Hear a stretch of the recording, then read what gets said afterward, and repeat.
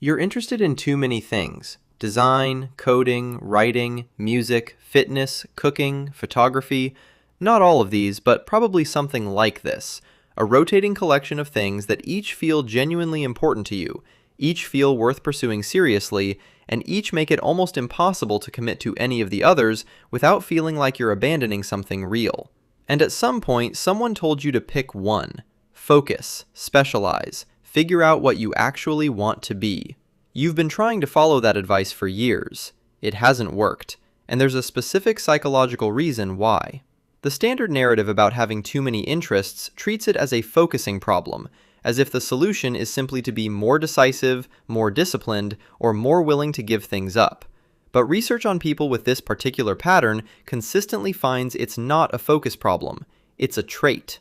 Psychologist Emily Wapnick, who has studied this pattern extensively, calls people like this multipotentialites, individuals whose brains are genuinely wired to find deep meaning in multiple domains rather than a single one. This isn't scattered thinking. It's a specific cognitive style that correlates strongly with high openness to experience, elevated novelty seeking, and the ability to make connections across fields that specialists who stayed in one lane never develop. Here's the mechanism. When you encounter a new interest, a new skill, a new field, a new kind of creative work, your brain releases dopamine in response to the novelty itself. For most people, this response is moderate. For people with high novelty seeking, it's significantly stronger, which means new things genuinely feel more exciting and more meaningful than they do for the average person.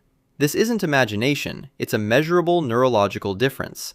The problem isn't that you get excited about too many things, it's that your brain was built to find genuine meaning in multiple directions, in a world that tells you to pick one and stay there. The second piece is what researchers call opportunity cost anxiety. Every time you commit to one path, you're not just choosing that path, you're simultaneously closing off every other path you were considering. For someone with a single strong calling, that trade-off feels easy. For someone whose brain generates genuine enthusiasm in multiple directions, that trade-off feels like a real loss every single time.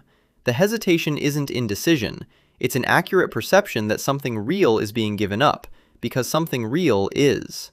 Here's what the research on multipotentialites actually shows about outcomes, which is the part most people haven't heard. People who resist specialization and instead build skills across multiple domains don't underperform specialists over a career.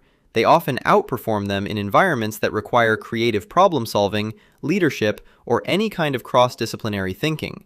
The world increasingly rewards people who can move between domains, connect ideas from different fields, and apply skills in one context to problems in another. The specialist is irreplaceable inside their lane. The multipotentialite is uniquely valuable the moment the lane changes. The mistake most people in this position make isn't having too many interests. It's trying to solve the wrong problem.